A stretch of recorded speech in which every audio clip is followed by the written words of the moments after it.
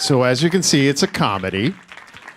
So please join me in welcoming the real Maziar Bahari and the fake Maziar Bahari, Gael, Garcia, Bernal, and Maziar Bahari.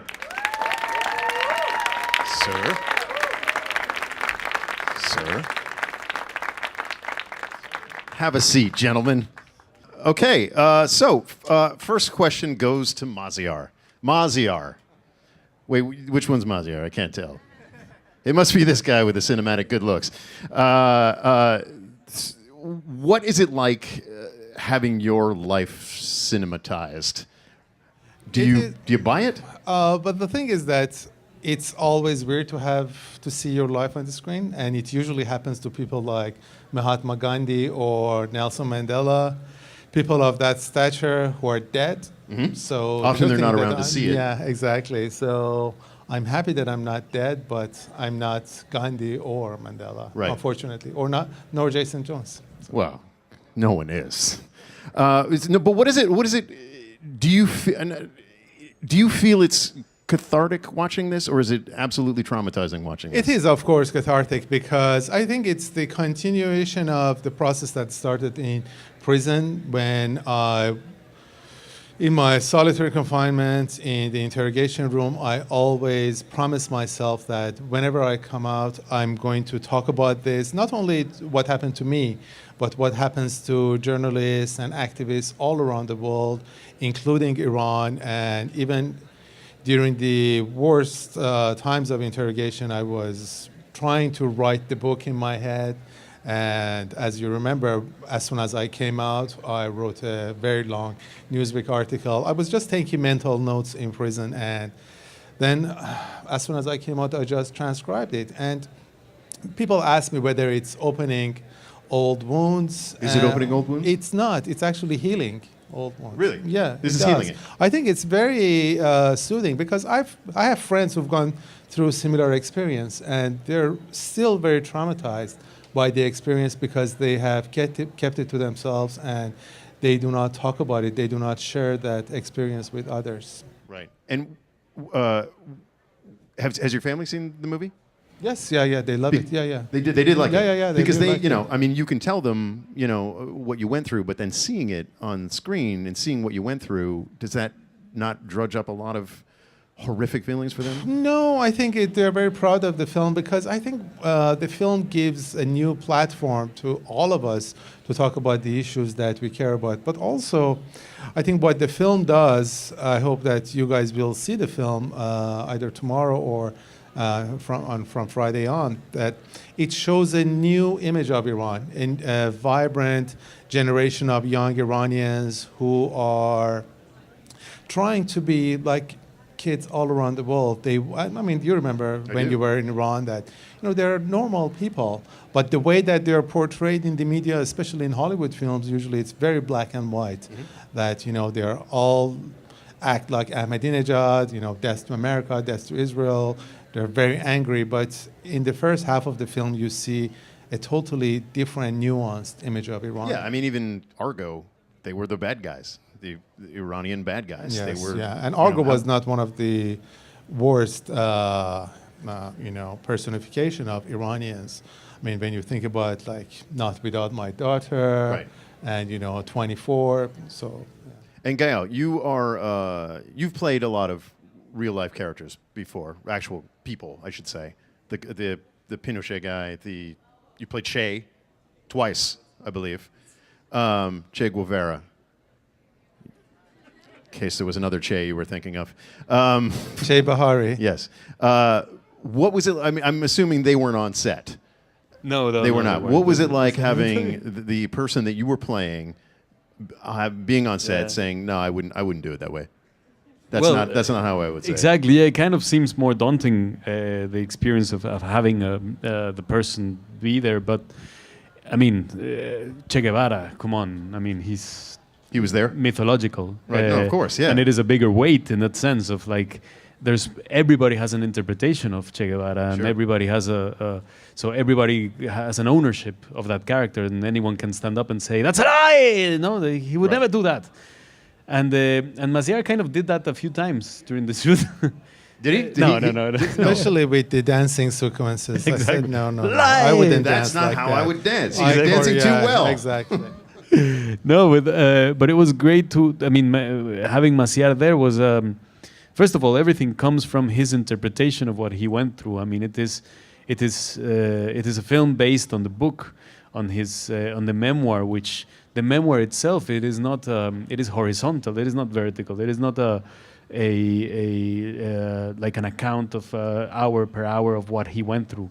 It is a much more. It's an afterwards like hindsight interpretation of everything that happened, and obviously it leads to another bigger sort of scope, which makes it more human, more approachable, and more about the big issues rather than just about his experience. So that I would grab from that bigger those bigger elements, let's say, of hope, despair.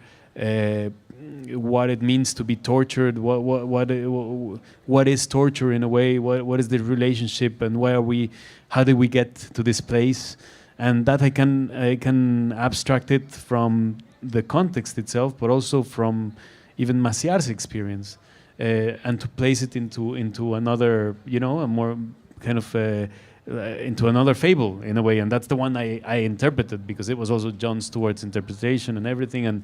The only thing that we kind of remade was the interview that you guys sort of had. That is true. That was the only documented proof Exactly. of what went on there. Yeah, The yeah. rest of it, I'm sure, was all lies. By the way, the actor who plays Jason's role in the film, he's amazing.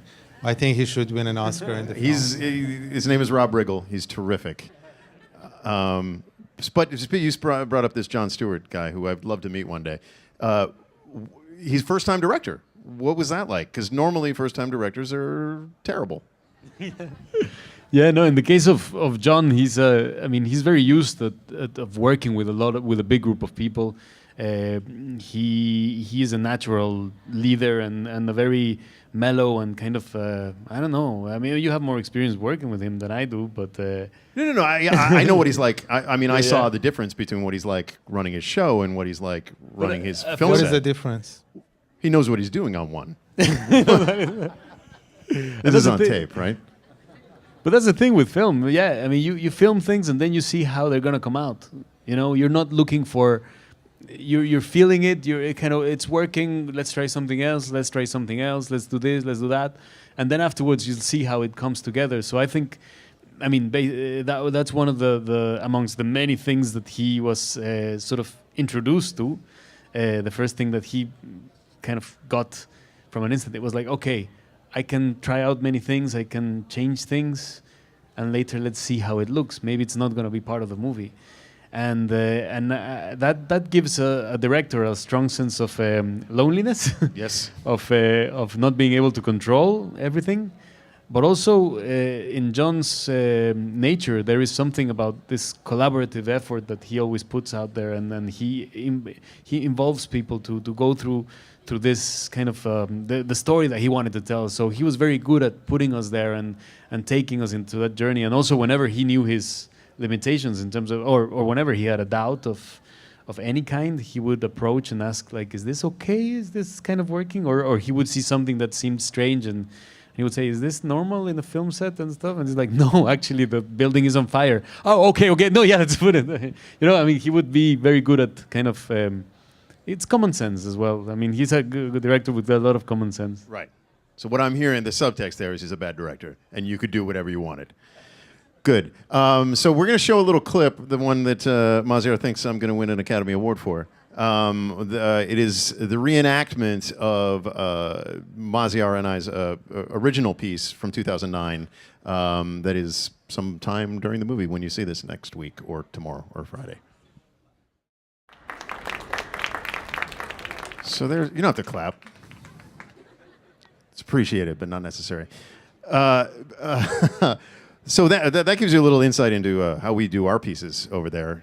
We say, hey, don't laugh, because we would never use that, because it's not funny. Maziar was very helpful to us when we went over there. We had almost no interviews lined up, and we sat down in a cafe with Maziar, and he said, oh, you have to talk to this guy will talk to you. Oh, no, you'll never get access to this guy. Don't even bother. So for that, I thank you, and for getting you thrown in jail I'm sorry. Well, I think, yeah, I mean, one of the reasons that they became suspicious of this clip of my presence on The Daily Show was that I was making a BBC documentary. You remember I was in the hotel room and we met in the lobby for 5 or 10 minutes. And I was giving Jason and his producer different names, name of politicians, a rapper, different people, you know, this person speaks English, the other one. And unbeknownst to all of us, I was being monitored. So for the intelligence agents who were watching us, they thought that I was passing information, which was really public information. It wasn't like if you come to New York and you say you can interview, I don't know, this politician or that actor, or you can go to that restaurant. You know, it wasn't anything, you know, surreptitious that I was doing. But of course, they put 2 and 2 together and they realized it's 22. So, you know, it was. Are you saying they can't do math in Iran? Is that what you're saying? Some of them can't, but it's not unique to Iranians, actually. I mean, just imagine how many Americans think that every Muslim, every person who goes to the mosque is a terrorist.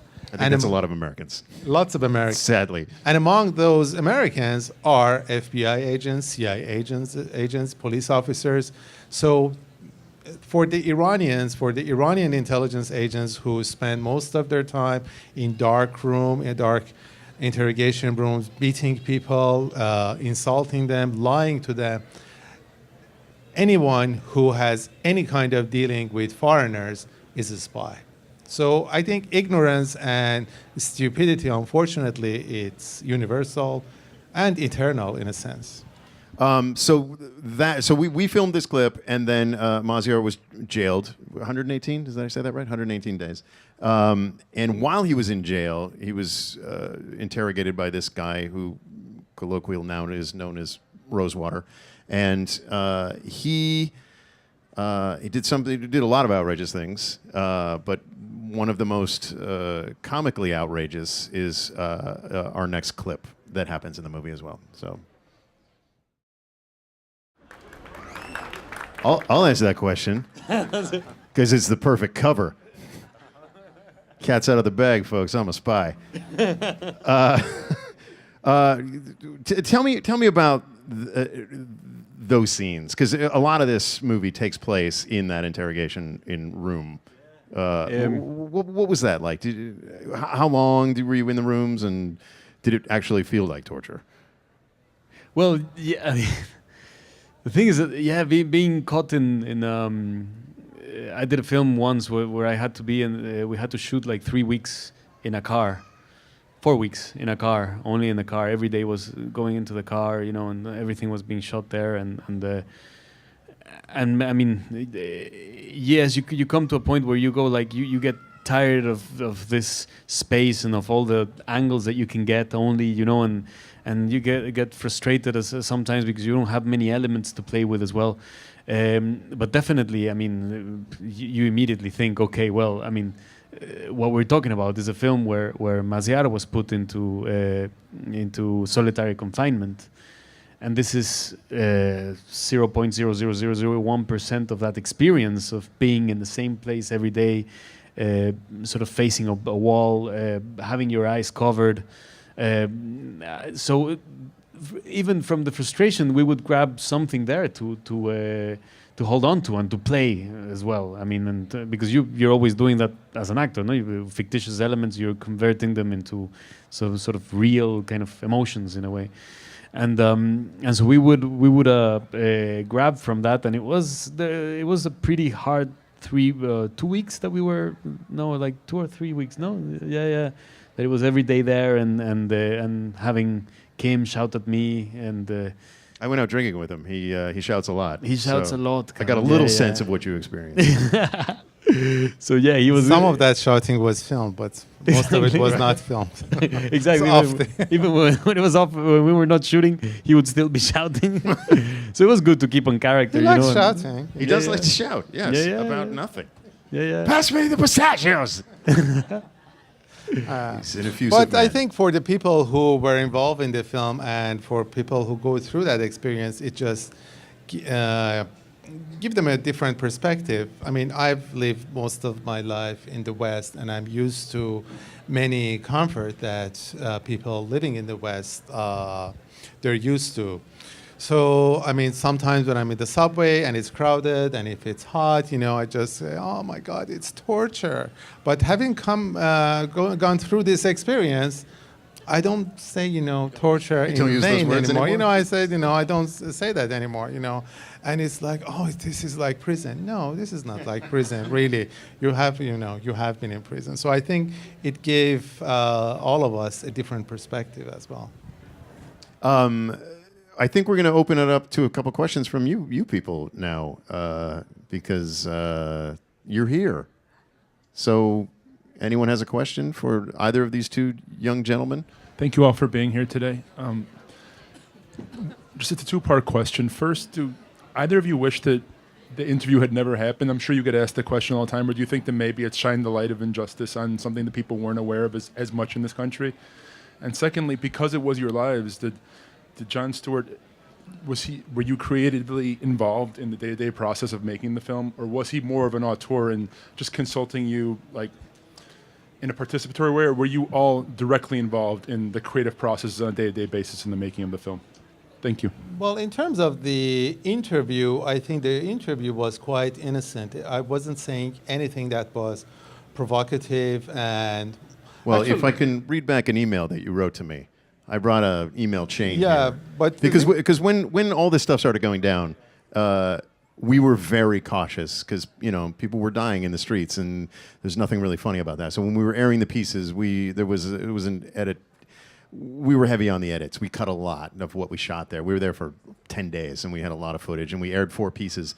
So I wrote to Maziar saying, this guy named Abtahi, who was a cleric, a mullah? Was it mullah? Yeah, mullah, cleric. Yeah. I said, do you have any concerns about airing our interview in light of what happened to Mr. Abtahi? I'd hate to get anyone in more trouble for the sake of a few jokes. Maziar wrote back to me saying, I have no problem with showing my interview, especially the part where I call Ahmadinejad a moron. So I think this absolves me of any guilt whatsoever. But the thing is that they had a scenario for me. They wanted to incriminate some people within the Iranian government, like this cleric Abtahi, who are reformists, through people like me who worked with Western organizations. I was supposed to be this media conduit as between these reformists and Western intelligence agencies. I mean, you really cannot be prepared for this kind of stupidity. I mean, none of us knew that this could be used as an evidence, and it's ridiculous that it was used. And for your second question, in the beginning, Jon didn't want to write or direct the film. He wanted to just produce it. And we looked for different writers, for different directors. We approached different people. He approached some people, I approached some people, but they were either busy doing, I don't know, Fast and Furious 29, is it? Which is supposed to be better than 28. It's actually 56. Yeah, 56, oh, I'm sorry. I missed 27 of them. So, and then some of them wanted a lot of money. And it took about 1.5 years when Jon just said, screw it. We cannot really wait for people to make up their minds. I will just write it. Let's work on this together. And by then, we had monthly conversations, weekly telephone conversations, emails exchanged. So he knew this story in and out, inside out. And when we started talking, I had just started writing the book. So it was a very collaborative effort. And on the set as well, he was very open to collaboration. As Gael said, he was very open to ideas. So, Gael, did you get a boot camp in mannerisms and behavioral patterns that you were supposed to express that would capture him perfectly? And did he get all your quirks down? Well, a little background. I'm from Mexico.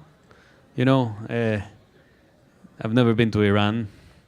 So that, to begin with, would never... and we're different people, so... I'm an actor, so we have to resign to the fact that I'm not going to be exactly the character I'm going to... in real life, of course. and there were other things that were also at play, which is like this is the interpretation of an interpretation of an interpretation, and basically we just the cocktail of all the people that worked in the film created I mean, we were shooting in Jordan, in Amman, so you know it is not, we were not shooting in Iran, we were not shooting in Farsi as well.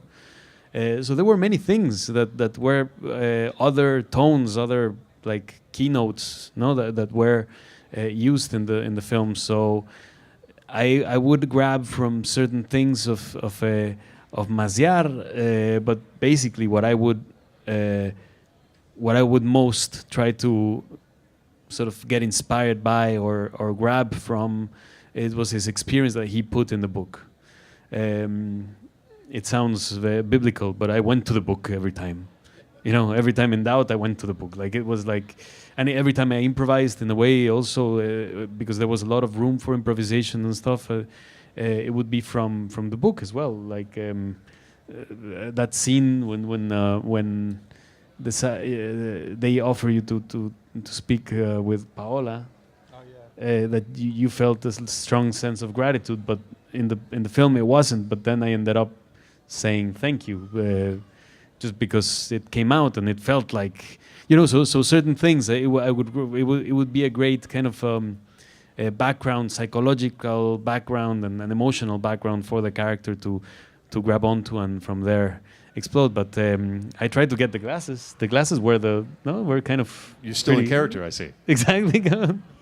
Tried to get the glasses and the gel as well, the hair gel, because the gel, exactly. Yeah, no, I have to be specific. It was the hair gel, because if there's one thing that unites Mexicans and Iranians is the hair gel. Hair gel. Yeah. Yeah. They love hair gel. They love hair gel. We love hair gel. It is think true. I've been to both places. Yeah, They yeah. love their gel. They love their gel. I think if everyone could just wear gel around the world, we would have world That's peace, what's going to bring really. us all together. Actually, Hair gel. yeah, if it wasn't for Susu Mexico or Studio. Iran, hair gel would be extinct.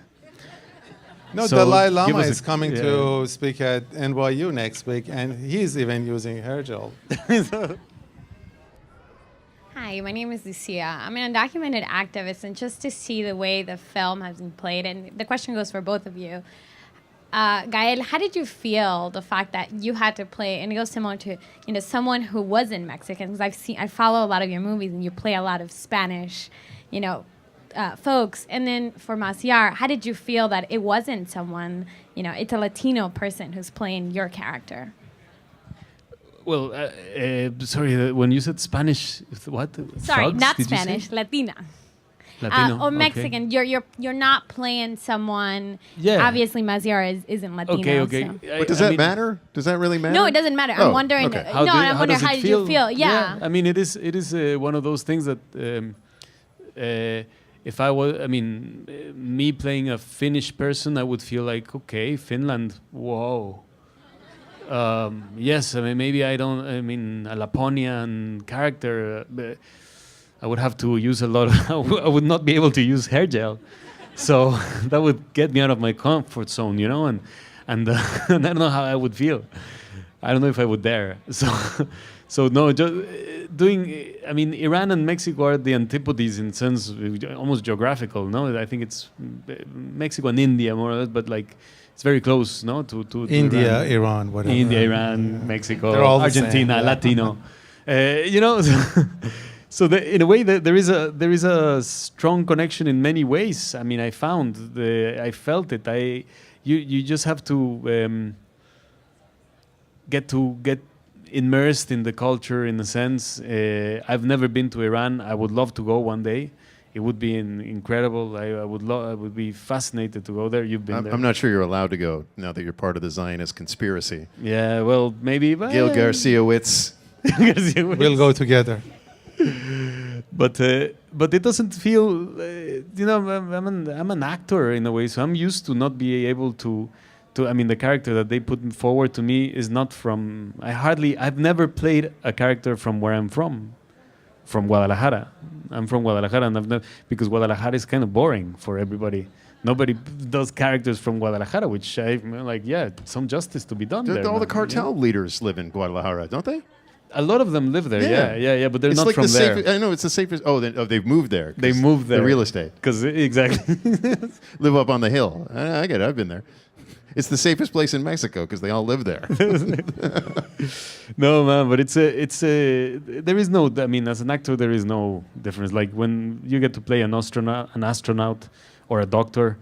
I mean, doctors study 15 years to become doctors or more. You know, I have to pretend. So it's just like when you're a little kid and say like, when you make the voice of an architect and you're playing a kid, and all of a sudden the architect arrived. You know, and it is like that. It's a game like that. I mean, it's more serious. It's more. I want to see that movie. Artistic. The Gael Garcia is the architect. I don't know if we can build this. But Wait a let's minute. try. Yeah, exactly. But the film tells a universal story, and actually, John, in the beginning, because he really wanted to be true to the story, he wanted to make the film in Persian with Iranian actors, and I was the person who persuaded not to do that. And I thought it can have a bigger audience if the film is in English. And now the film is a good film with a universal story. And Gael is from Mexico. My father is played by a Turkish actor. There are two Iranian actresses. Nasser, who plays Rosewater's boss, is Egyptian American. Kim Bodnia, who plays Rosewater, is Danish. So it's a real multinational cast of great actors telling a universal story, because yes, the film is based on my story, inspired by my story, but it's really the story of thousands of journalists who are going through the same thing everywhere, all around the world, in Egypt, China, Russia, different countries. And that's exactly. Sorry, I was almost banalizing the answer as well. But there is one thing that did really connected immediately as well with the stories, that amongst the many conclusions and thoughts that Maziar came out of prison with after his experience, one of them is about the protection and the persecution that power has against journalists.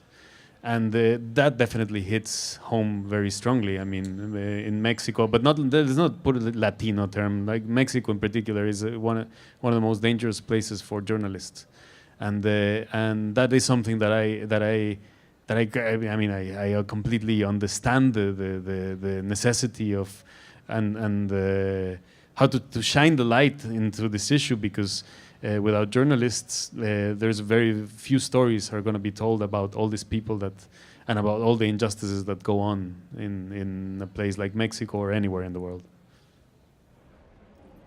Hi, my question is for Mr. Bahari. In the jail, the imaginary conversation with father and the sister, how real it is in the real life? It's exactly like what it is in the film, and in the book I describe it as well, because when you are put in a solitary confinement, they basically deprive you of all your senses. You cannot see anything except for the walls around you. You cannot touch anything except for the walls. All your senses are basically contained, and all your senses are imprisoned as well. So what you have to do is basically you have to go inside yourself, and you have to use all your life experience, the memory of your family, the conversations that you've had, the places that you've traveled to, culture, music, literature, and everything. So because my father and my sister, they had both been imprisoned in Iran for their political activities, my father in 1950s and my sister in the 1980s. We had many conversations before I was arrested. So those conversations became part of these dialogues that I had with their, let's say, with their image that I had in my head. Some of them were real conversations that we had. Some of them were just conversations that I concocted in my head. Yeah. Did you feel you were going crazy? No, because I was. Or was it a coping mechanism almost? It was a coping mechanism because I was doing it intentionally. It was not as if I was hallucinating. Right.